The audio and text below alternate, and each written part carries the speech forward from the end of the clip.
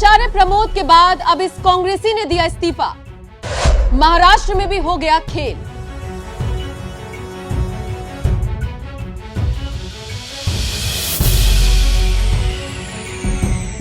सोमवार को सबकी नजरें बिहार में चल रहे सियासी ड्रामे पर रही और इसी बीच महाराष्ट्र में बड़ा खेल हो गया। आचार्य प्रमोद के कांग्रेस से अलग होने के 24 घंटे बाद ही महाराष्ट्र में कांग्रेस के दिग्गज नेता ने इस्तीफा दे दिया। बात कर रहे हैं प्रदेश के पूर्व मुख्यमंत्री रहे अशोक चव्हाण की, जिन्होंने कांग्रेस से इस्तीफा देकर राहुल गांधी की टेंशन को बढ़ा दिया। अशोक चव्हाण ने प्रदेश अध्यक्ष नाना पटोले को अपना इस्तीफा सौंपकर कांग्रेस से अलग होने का ऐलान कर दिया। कांग्रेस ही नहीं, उन्होंने विधानसभा के सदस्य के रूप में भी इस्तीफा दे दिया। दिलचस्प बात देखिए, अशोक चव्हाण ने अपने पेन से खुद अपने पत्र में पूर्व शब्द का इस्तेमाल किया। महाराष्ट्र में ये खेल ऐसे वक्त में हुआ जब इससे पहले बाबा सिद्दीकी और मिलिंद देवड़ा जैसे दिग्गज नेता पार्टी छोड़कर कांग्रेस से दूरी बना चुके हैं। अब खबर है कि चव्हाण बीजेपी में शामिल होने का मन बना रहे हैं। जल्द ही औपचारिक तौर पर इसका ऐलान भी किया जा सकता है। अशोक चव्हाण के इस्तीफे के बीच बीजेपी नेता फडणवीस ने इस पर बयान देकर सियासी पारे को हाई कर दिया। देवेंद्र फडणवीस ने कहा, मैंने उनके बारे में मीडिया में सुना, लेकिन मैं अभी केवल यही कह सकता हूं कि कांग्रेस के कई अच्छे नेता बीजेपी के संपर्क में हैं। जो नेता जनता से जुड़े हैं वो कांग्रेस में घुटन महसूस कर रहे हैं। मुझे विश्वास है कि कुछ बड़े चेहरे बीजेपी में शामिल होंगे। आगे देखिए होता है क्या। बताया जा रहा है कि पिछले काफी वक्त से अशोक चव्हाण पार्टी नेतृत्व से नाना पटोले को हटाकर उन्हें प्रदेश कांग्रेस का अध्यक्ष बनाए जाने की गुहार लगा रहे थे। चूंकि उनकी बात आलाकमान ने नजरअंदाज की, इसीलिए वो पिछले काफी वक्त से नाराज थे। जाहिर है उनका जाना कांग्रेस के लिए किसी बड़े झटके से कम नहीं। असली मुश्किलें तब और बढ़ेंगी जब वो बीजेपी में शामिल होंगे। बताया जा रहा है कि अशोक चव्हाण के करीबी अमरनाथ ने भी कांग्रेस से इस्तीफा दिया है। खैर चलिए अब आपको अशोक चव्हाण के बारे में विस्तार से बताते हैं। कौन है अशोक चव्हाण? अशोक चव्हाण को राजनीतिक विरासत उनके पिता शंकरराव चव्हाण से मिली थी। वो भी महाराष्ट्र के सीएम रहे हैं। अशोक चव्हाण 2010 तक महाराष्ट्र के सीएम रहे। प्रदेश कांग्रेस समिति के महासचिव के तौर पर उन्होंने राजनीति में एंट्री ली थी। विलासराव देशमुख सरकार में वो सांस्कृतिक मामलों, उद्योग, खान और प्रोटोकॉल मंत्री भी रहे। अशोक नांदेड़ जिले की भोकर सीट से 2019 में विधायक बने थे। वो 2 बार सांसद रहे, 4 बार विधायक रहे। 2015 से 19 तक महाराष्ट्र कांग्रेस के अध्यक्ष रहे। 1987 में पहली बार लोकसभा सांसद बने। 2014 में दूसरी बार सांसद बने। वो 1 बार विधान परिषद के सदस्य भी रह चुके हैं। अशोक चव्हाण राहुल गांधी के भी करीबी नेता रहे हैं। अशोक चव्हाण का नाम महाराष्ट्र की राजनीति में बहुत मजबूत है। वो राजनीति में इतना बड़ा नाम है कि विलासराव देशमुख की जगह उन्हें सीएम बनाया गया था। बहरहाल कांग्रेस में लगातार हो रहे इस्तीफों पर अब आप क्या राय रखते हैं, कमेंट करके बताइएगा। बाकी आचार्य प्रमोद ने कांग्रेस से निष्कासित होते ही कैसे कांग्रेस की पोल खोली, अब वो आपको दिखाते हैं। सबसे पहले तो मैं कांग्रेस पार्टी के नेतृत्व का आभार व्यक्त करता हूं कि उन्होंने मुझे कांग्रेस से मुक्ति देने का फरमान जारी किया। साथ ही साथ मैं उनसे ये सवाल करना चाहता हूं, क्योंकि उस चिट्ठी में लिखा है पार्टी विरोधी गतिविधियों की वजह से। तो वेणुगोपाल जी या आदरणीय खड़गे जी कृपया बताएं कि ऐसी कौन सी गतिविधियां हैं जो पार्टी के विरोध में थीं और उन्हें कब पता चला। क्या राम का नाम लेना पार्टी विरोधी है?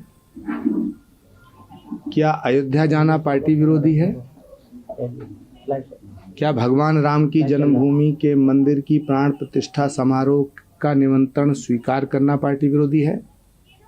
क्या भगवान राम के मंदिर की प्राण प्रतिष्ठा समारोह में सम्मिलित होना पार्टी विरोधी है?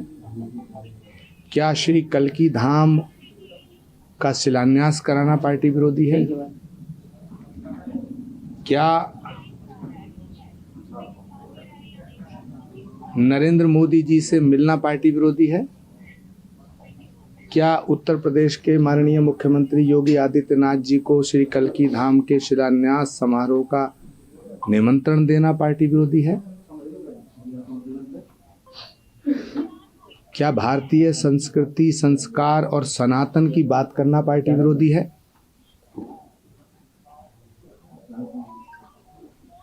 तो ये मेरे सवाल हैं जो कांग्रेस लीडरशिप से हैं, और कांग्रेस नेतृत्व को ये बताना चाहिए, देश की जनता के सामने स्पष्ट करना चाहिए कि कौन सी बात और कौन सा बयान पार्टी विरोधी है। ये मेरी मांग है। दूसरी मेरी अभिलाषा है, मेरी प्रबल इच्छा है, भगवान राम को 14 वर्ष का वनवास दिया गया था,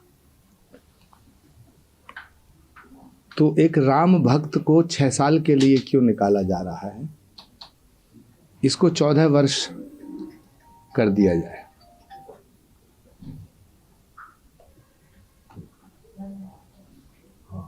मैं छात्र जीवन से,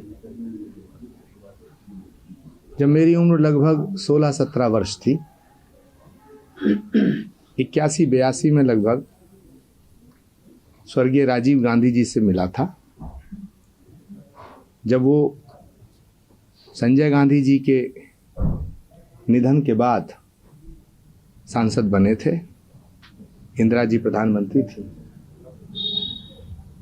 तब से लेके मैं कांग्रेस से जुड़ा रहा।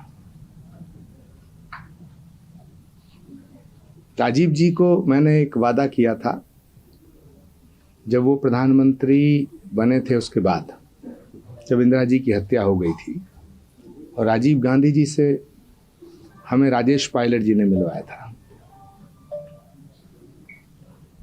हमने कहा था कि हम आखिरी सांस तक कांग्रेस नहीं छोड़ेंगे,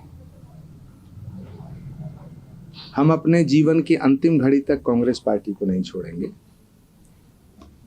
और इस वादे को हमने निभाया।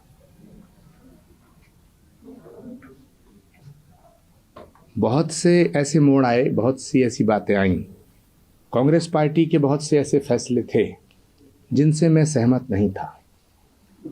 धारा 370 हटाने का फैसला जब भारत के प्रधानमंत्री आदरणीय नरेंद्र मोदी जी ने लिया, तो ये देश हित में फैसला था। कांग्रेस को इसका विरोध नहीं करना चाहिए था।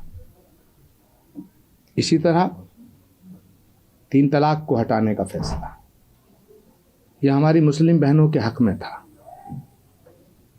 इसका पार्टी को विरोध नहीं करना चाहिए था।